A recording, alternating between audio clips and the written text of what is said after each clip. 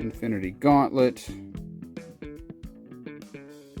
Sweet stuff. I remember reading an issue of this in the hallway of one of the buildings that I had classes in college, because I was like, woot, George.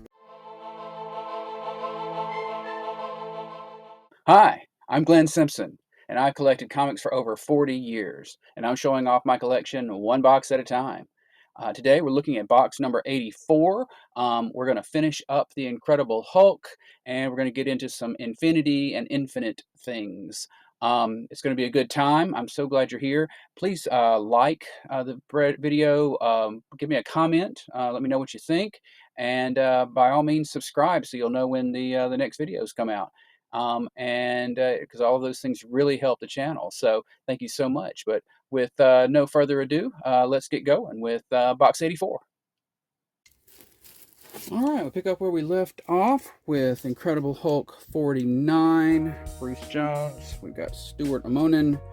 We've got Carr Andrews, I believe, doing the covers, doing lots of different styles of covers. So Where the Wild Things Are kind of take off right there. 49, 56. I mentioned this in the last video, but I remember this. Maybe this is what I'm thinking of. There was a creepy Absorbing Man story in here. And now that I'm seeing this, I'm thinking, well, this may be not the other story I was talking about, but just a creepy sort of thing. This writer was taking the Hulk in very much a horror direction, even like before, Immortal Hulk would do something similar.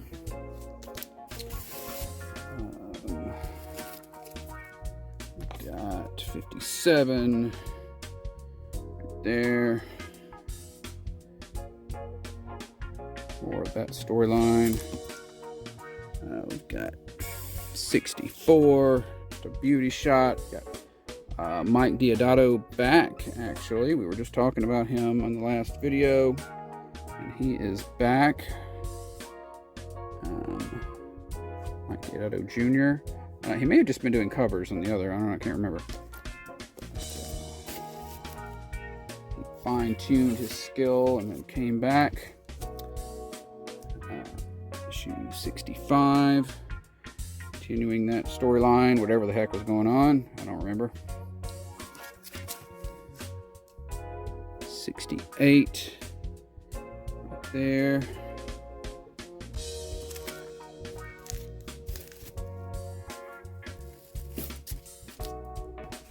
69. Doug Braithwaite doing interiors. Bill Reinhold on inks. Mike Deodato on cover. 76. So the Hulk gets kind of pulled into the Marvel Knights side of things, which again, sometimes Marvel likes to just divide their books up into different little segments. So it gets put under Marvel Knights for a while. There.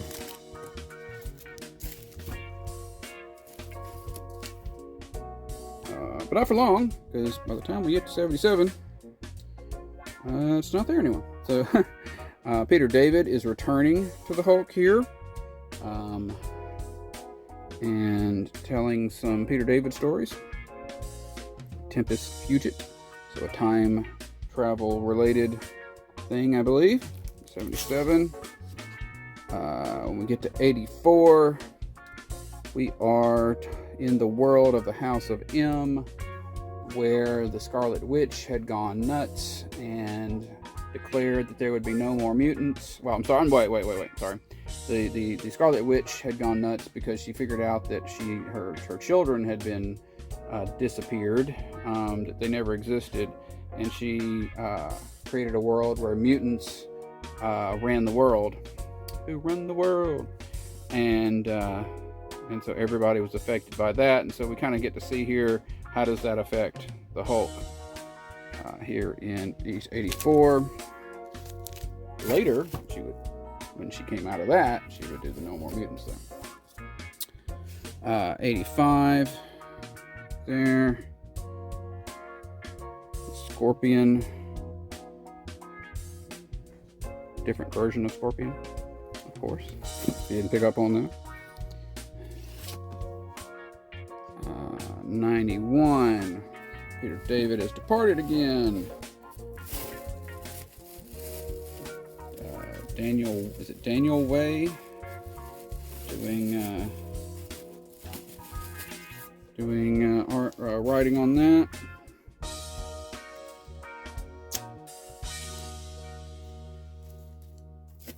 These are not, there's not a lot of hot books in these, so the packs are bigger, so there's more in them. However, then we get into Planet Hulk. Greg Pak comes on and writes. So the Hulk gets mad about something, goes on a bit of a rampage. The Illuminati, Mr. Fantastic, etc., decide to trick him into getting into a rocket ship and basically blast him off into space. They had a plan. They had a specific planet they were trying to send him to, where he would just crash and then it was like uninhabited and he could just be happy there. But then it got knocked off course, and he ended up on this savage world where he becomes a gladiator. If this all sounds familiar, it's what they dabbled with in the Hulk Ragnarok. Is that right? Hulk Ragnarok movie. Issue 92 there. Getting the Planet Hulk. He kind of, goes on to basically run the place. Issue 98. Finds his queen. 99. There's this horrible spore disease going around that they all have to deal with. That's just gross to me. Ugh. 99. 104. Continuing to deal with Planet Hulk.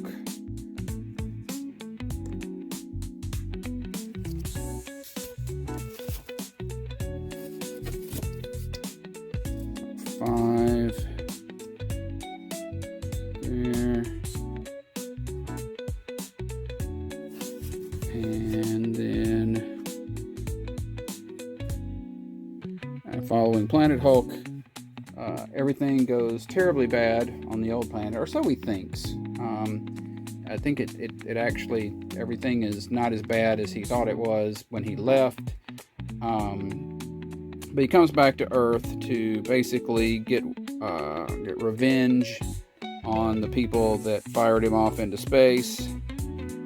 So once again, the heroes have to band together to try to stop him from basically killing them all. Leonard Kirk doing the art, kind of thing. We're going to see Amadeus Cho. We're going to see some other things. We're going to see Hercules and Scorpion and Namora and Angel basically kind of agree with him. I mean, I think they don't want him to kill anybody, but they're like, you guys, you did bad by him. You don't need to do any more damage to him because you did him wrong. So that's 109 through 112, and then in 112 we have. So this is technically still the Incredible Hulk. But as seen in 2 videos ago, I believe, we had the Incredible Hulk will pick up with issue 113 and tell stories of Hercules with his new sidekick, Amadeus Cho, right there. So kind of splitting off. And then the Hulk numbering, or the Hulk, I think I'll see in a second, will continue in Incredible Hulks with an S. So let's see what happens. But meanwhile, a couple of annuals. Once again, there were the years when the annuals weren't numbered; they were just had the year on them. Incredible Hulk annual 2000 there, and 2001. Eric Larson. I've got to remember that guy's name. Anyway, and little Hulk versus Thor flashback.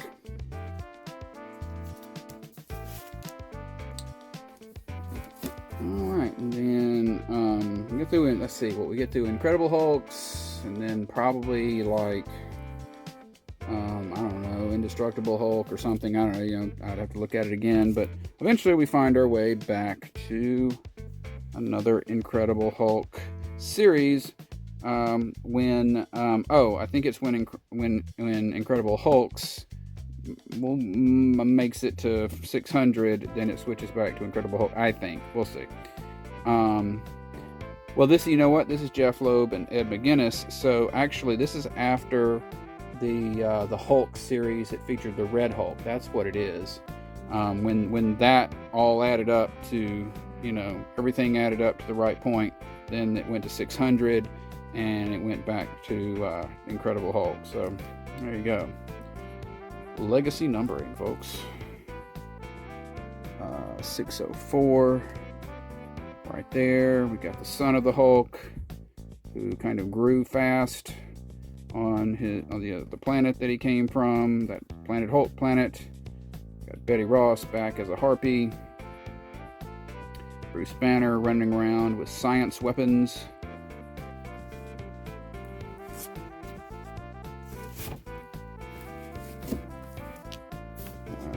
Got 605. I think the son of Hulk here was kind of the main guy for a bit. 605. 608. Still Incredible Hulk. There. Forget his Scar. Yeah, Scar. As seen at the end of the She-Hulk TV show. Incredible Hulk 609. World War Hulks. Lots of other heroes get Hulkified. As also seen in Hulked Out Heroes in the previous box. The H's. Here's 611. So, Son of Hulk versus regular Hulk. I think if I remember correctly, it was, you know, Son of Hulk is Scar. I keep calling him, his name is Scar. Scar is, you know, got a normal, you know, brain and all, and he's fighting, you know, his father, but his father is in, you know, Hulk smash mode, if I remember correctly. So yeah, it's kind of funny. So that ends with 611. And then I think it goes to World War Hulks, maybe. I mean, Incredible Hulks. And then that ends at some point, and then we get back to just plain old Incredible Hulk. Jason Aaron on issue 1 there. Mark Silvestri. Issue 4. Fighting some critters.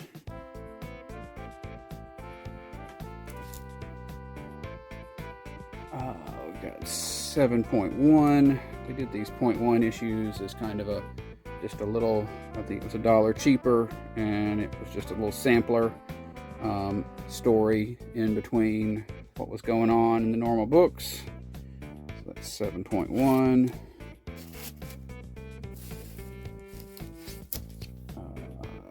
Issue 5 there.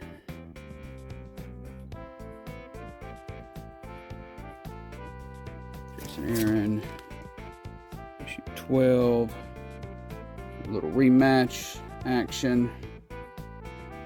Wolverine.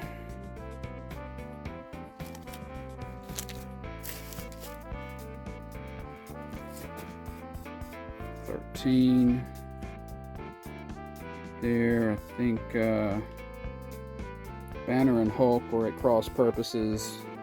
When one of them was gone, when Hulk was gone, Banner was doing some stuff that Hulk didn't appreciate, and Hulk and vice versa.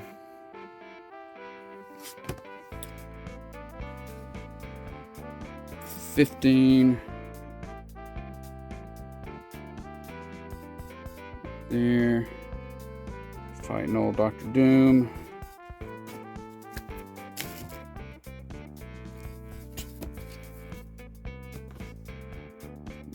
So then we hit the legacy period where all of the books pretty much jumped to what their legacy numbering would have been, which is what if they'd never started over at number 1, what issue would they be on? Usually it's all relative to the last time they did it, kind of thing. We're returning to Planet Hulk, getting a little more background on what happened with that planet. And we got Greg Pak back to write it. But by the time we get to 17, we got World War Hulk 2. We kind of got Planet Hulk again. Then we're doing World War Hulk again. And this is Amadeus Cho has Hulkified himself. Right there, he will go on to become the totally awesome Hulk. And then he will get sort of cut down to half strength, and will just go by Brawn in the future. That's issue 717. Miles Morales.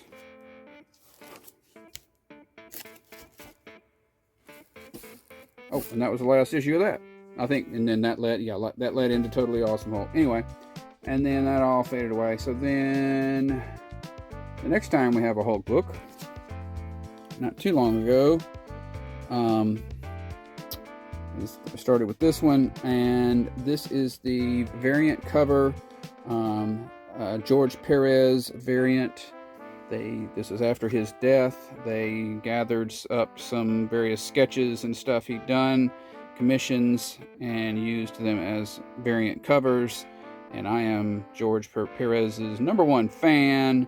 So I definitely tried to get all of those variants. And so that's issue 1 of this Incredible Hulk series, which is the current Incredible Hulk series, issue 5. I think so. Yeah, Johnson, maybe, yeah. What was the series with? Maybe that was Hulk, just Hulk. Anyway, here we go. So, latest series. Again, doing the scary stuff. Got issue 6 with the introduction. I don't know if it's the first appearance, but a former, another former Ghost Rider. There.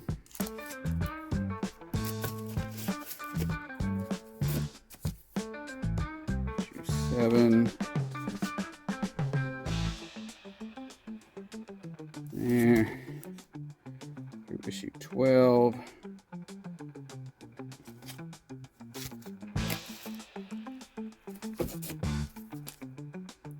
Issue 13. Issue 16. Lots of monsters. Oh, fighting monsters. Such as all these monsters. 17.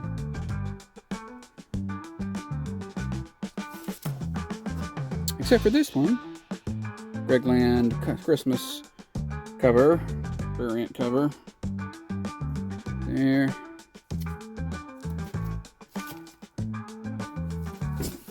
And now back to the monsters. Creepy. 21 through 28. variant cover. J. Scott Campbell. This was the month, very recently as of this video, where he basically did a variant cover for pretty much every book. The Just Spectacular collection. And that is the latest issue in the box as of this recording. Got that series had an annual. Incredible Hulk annual. The Deathstone Saga.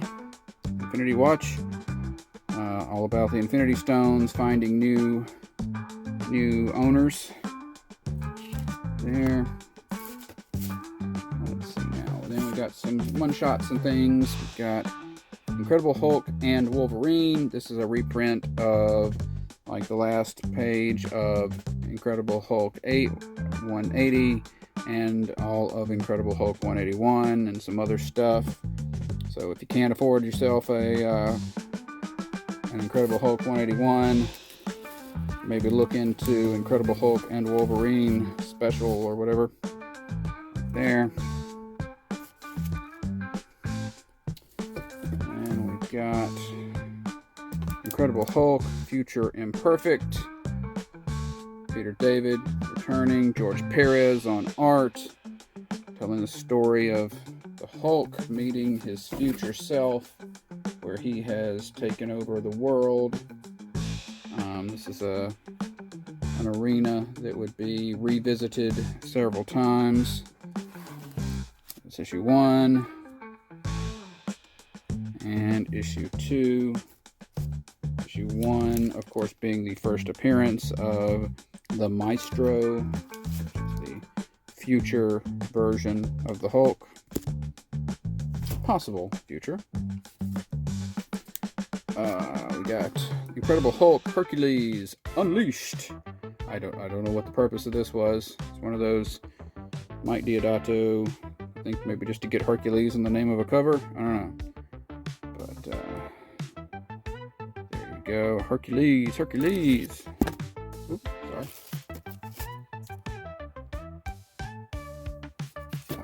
Let's see. Incredible Hulk, Last Call. Peter David, Dale Keown. That's an 80-year anniversary one-shot. There.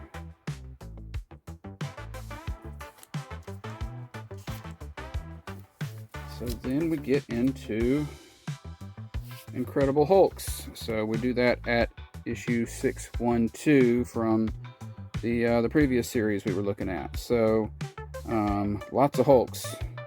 Almost like the Hulk and the Agents of Smash, if you're familiar with that. Scott Reed. I guess that was that Reed I was looking for the name of in the previous video. So there's a whole bunch of Hulks. We got A-Bomb, which is Rick Jones. We got Red She-Hulk. We got regular She-Hulk. We got what's his name? Porg. Who you know from the movies. From the Thor movies. Anyway, 612 through 618. There, Chaos War, some kind of War of the Gods sort of thing that was going on. Crossover. That was a crossover, like a multi-book crossover, not in this series. Doctor Strange. They're at odds. There. And 624.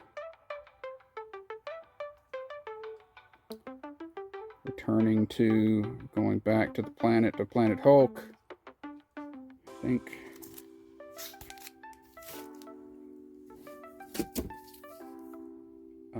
No, it's not. Because there's Kazar. Kazar doesn't live on that planet.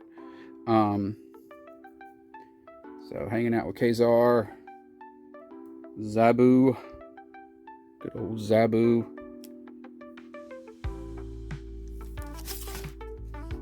$630. Paul Pelletier. Red She-Hulk. Good times. Good times.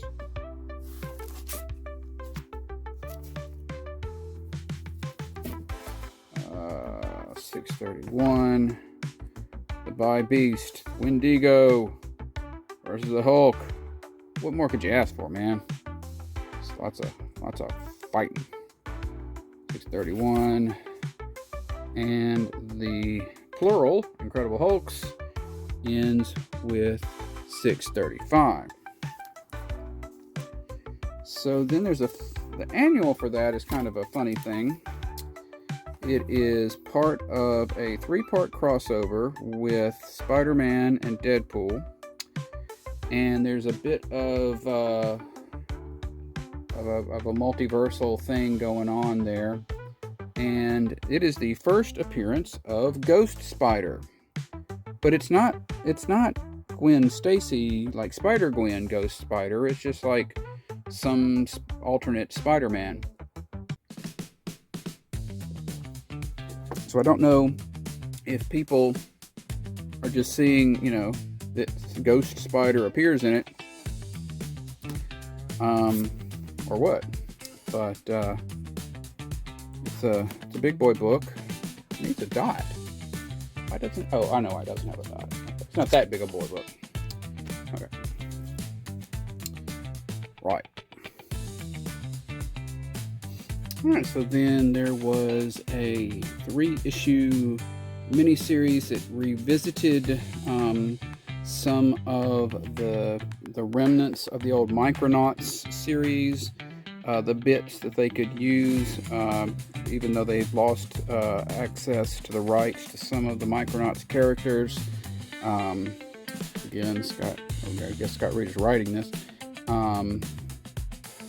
And so this is Incredible Hulk's Enigma Force, issue 1 through issue 3. There.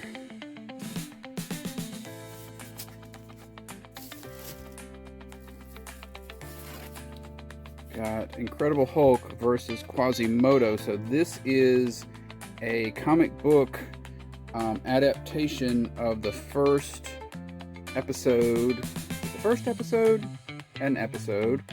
of the Saturday morning cartoon version of Incredible Hulk from the early 1980s.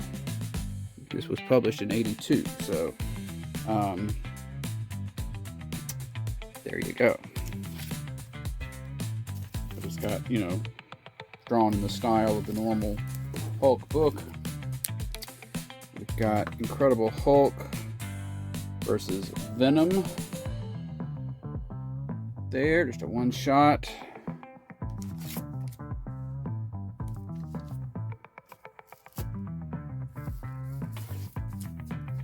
Then we, interestingly, alphabetically speaking, we go from Incredible to Indestructible, but we stay with the Hulk.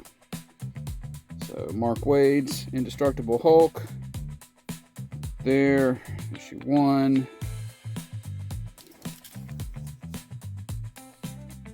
Issue 8. Got Hulk teaming up with Thor there with a Walt Simonson cover, and Simonson doing the whole story there. Famous classic Thor artist.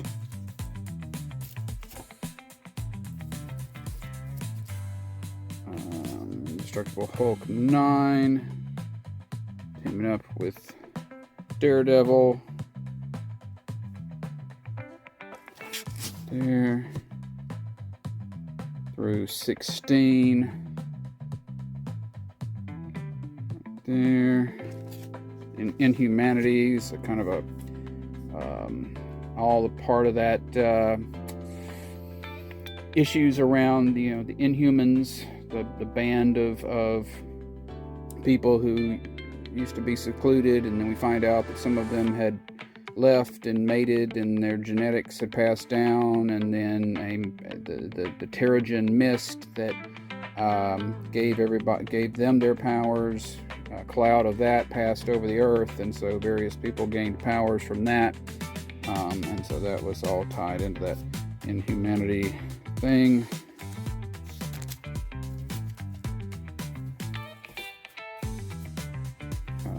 Continuing the Inhumanity storyline. 17.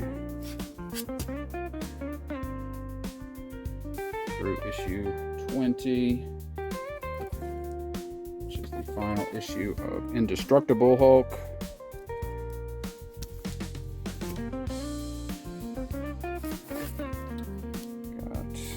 We had an annual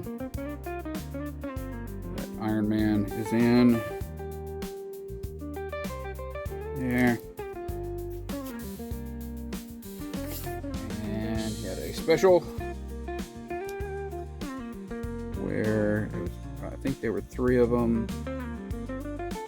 I can't remember who the other 2, you know, the arms of the octopus. So it was a 3-part crossover. I'm drawing a blank on who the other 2 entities were, though. I assume one of them was Spider-Man, or a Spider-Man, Superior Spider-Man, maybe.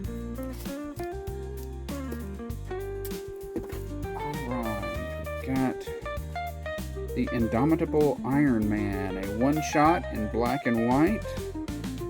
Don't know the story behind these. I ought to learn about that sometime, because they do these little weird one-shots every once in a while in black and white. They did. I'm not sure what the deal is, but it's just a one-shot with some various stories in it. That brings us to Infamous Iron Man. So this book is Dr. Doom. Everybody thinks Iron Man's dead. And so Dr. Doom is taking over as the new Iron Man. And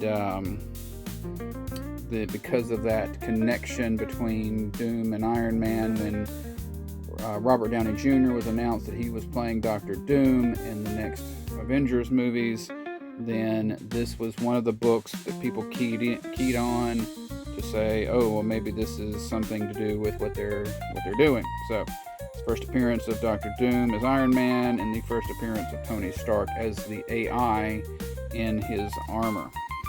So, big boy book there.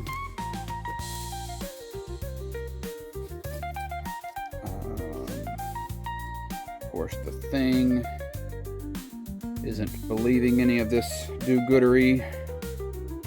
So, right there, he's still willing to smack on Dr. Doom. Riri Williams, Ironheart, takes part in the story. There. Brian Michael Bendis writing.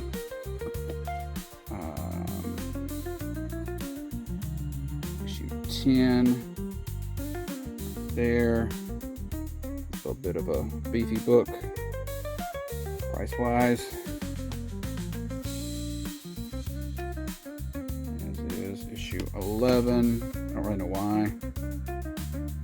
You know why? Mention it in the comments.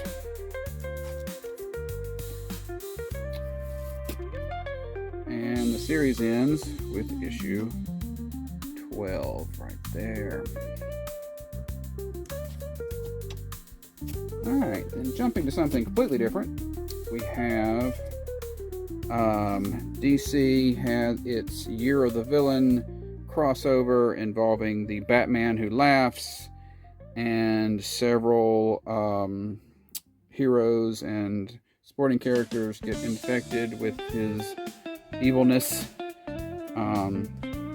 and there were some one-shots around that of those who were infected with it.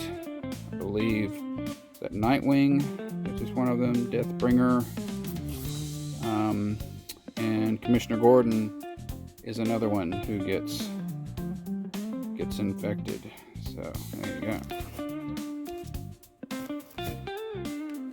And then we have Inferior Five. Now, the interesting thing about this, so this is supposed to be a 12-issue maxi series, right? And it was weird because it's chaos in the wake of the invasion. The invasion was years before this, so this would have been a flashback kind of thing anyway. It's got Peacemaker backup stories in it, but also it sold so incredibly badly that they didn't even finish it. They cut it down to 6, and then they didn't even finish. I think maybe there's a digital version or something, but of 5 and 6. But print is I believe 4 is the last issue. So it was just a weird thing where this thing was very unpopular at the time, but now maybe it ought to be very popular because it's got Peacemaker in it. So I don't know. Inferior Five being this being a redo of an old 60s property, doing it completely differently. Inferno, DC. So this character from the Legion of Superheroes. There's a group of the Legion that are trapped in the present, and she's one of them, and so she gets her own little 4-issue series during that period. I'm not sure what made her stand out. I'm not sure what led them to think, oh, well, Inferno really needs their own series. But there you go. Issue 1. Stuart Amonin doing the art. Issue 4. Kind of early using social media theme. Alright. Inferno, part of Secret Wars. So the original Inferno, there was no series called Inferno. The original Inferno at Marvel was just a name of a crossover. Then this is a part of the Secret Wars, and it's kind of a world where the events of that crossover are happening again, and that's what the nature is of this world. Got the Goblin Queen, got magic. I remember the other thing about this is her outfit was much more scantily designed in the original version, and somebody pulled the plug on that and made them cover her up a little bit more before it went to press. Issue 1 through issue 5 of that. Got sort of Magic and Magic Colossus. And then with the Krakoa era, they would also do these series or short series and give them those classic names, but the situation would be completely different. It would be maybe a bit more metaphorical here. But Inferno #1 by Hickman, again part of the Krakoa era. For issue 4, I think this is the series where they were not allowed to bring. They had the resurrection protocol, so they could bring mutants back to life. They refused to bring Destiny back to life, Mystique's wife, because she has the power to see the future, and there was something that Xavier and all of them didn't want anybody to see in the future, but she brings her back anyway. So this kind of is the beginning of the end for all that. Issue 4 there. Next we have Infinite Crisis. This was the follow-up years later to Crisis on Infinite Earths. And they did several different miniseries leading up to it. And the idea was kind of they had just a single Earth, and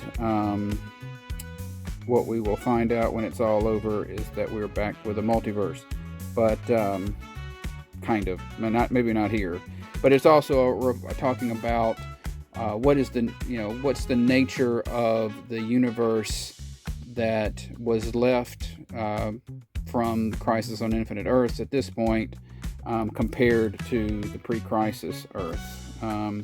We have the return of Superman and Lois Lane from the old Earth 2, who had been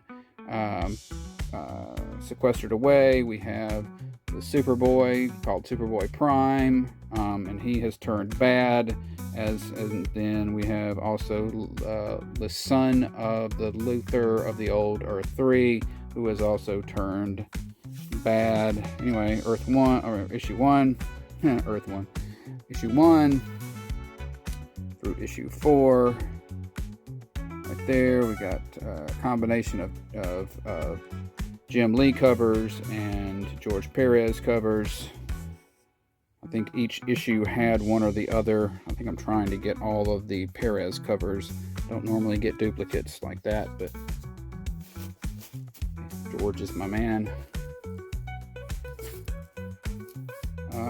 Issue 5 features Jaime as the first, as the new Blue Beetle. Right there. He appeared, I think he appears in a previous issue, and then he gets the scarab, and he becomes the new Blue Beetle. Right there. And then that runs through Issue 7, more glorious George Perez art on that.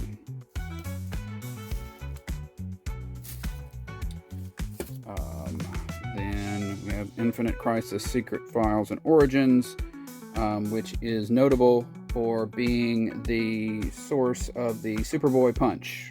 So that Superboy Prime character, they had gone off to this little paradise dimension. Apparently, it went from a paradise to a prison, and he found a way to punch the walls of that prison. And this story insinuates that whenever he would punch the walls, then reality would shift a little in the main DC universe, and that was the explanation for quite a few little continuity blips and things. One that comes to mind is the Doom Patrol, where John Byrne had been given the freedom to just start over as if there had never been a Doom Patrol. That was explained by a Superboy punch. Some things like that. So, Infinite Crisis, Secret Files, and Origins. Then we go to Infinite Frontier 0. So, another kind of part of the, multiverse-y kind of stuff. I think this is post-death metal. Just kind of exploring what is the nature of the world they are living in now, which wasn't really significantly different from the horror death metal, really. But issue 1, a multiversal team getting together to guard against Darkseid, as you do. That runs through issue 6, a little homage to one of the issues of Crisis on Infinite Earths.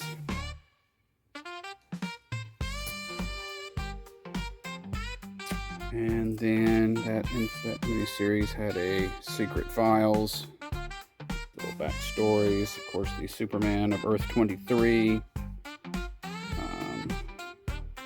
featuring prominently and all this stuff. Then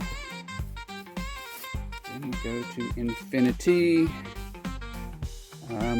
Yet another Thanos Infinity Stone storyline.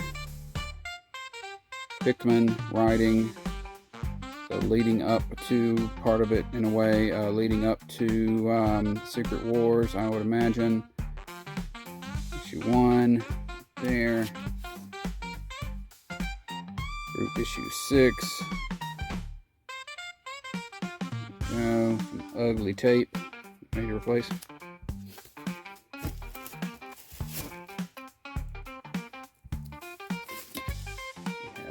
Infinity Countdown. I believe this is actually before Infinity.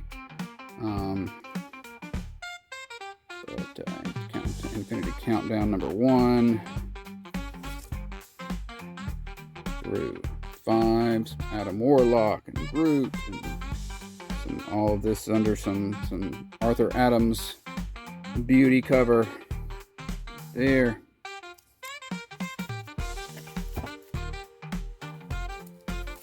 And they had some one-shots for that Infinity Countdown. One of them is this Adam Warlock with art by Allred and Allred. Another one with Daredevil, not quite as cosmic as the rest of it. He's a little tangled up right now.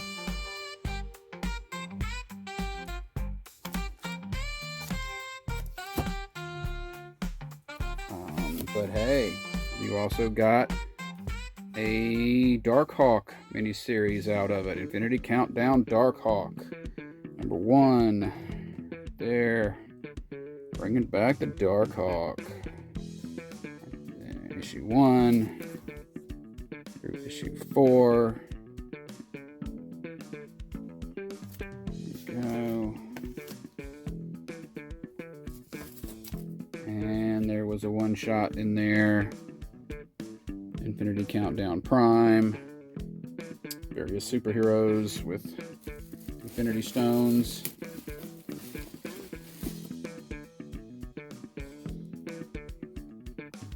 There. Then skipping way back. Got Infinity Crusade, the second of the Infinity events. First, alphabetically speaking, a sort of theme, or wait. Oh no, third. Sorry.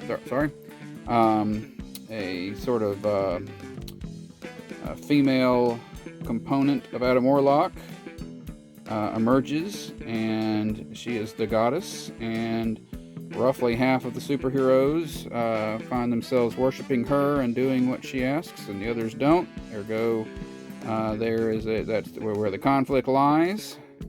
It's issue 1 through issue 6. Right there, all good Ron Lim stuff going on. Then we have, of course, Infinity Gauntlet. Sweet stuff. I remember reading an issue of this in the hallway of one of the buildings that I had classes in college, because I was like, "Woot, George Perez." George Perez will start it, but unfortunately, it will get out from under him, and so Ron Lim will be brought in to finish. I think he had been drawing Silver Surfer at the time. But this is the original series wherein Thanos reaches out gets his hands on the Infinity Gauntlet there, and tries to take out half the universe.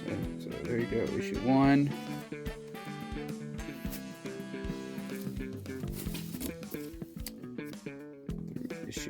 There's issue 2. Still by George Perez at this point. But it ends with issue 6. We've got Nebula, who's very different, more assertive, if you will. More willing to take the battle to Thanos in the actual comics. And we've got Professor Hulk that we were looking at earlier. That's old school Drax, the way he used to be, things like that.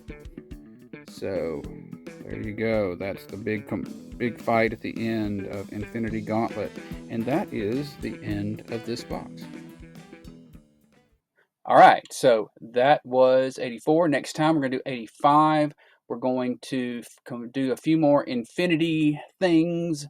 We're going to get into a lot of Inhumans and we will finish up with a little bit of Invaders. So I hope you'll be here for that. Thank you so much for being here for this one, and I hope you have a great day.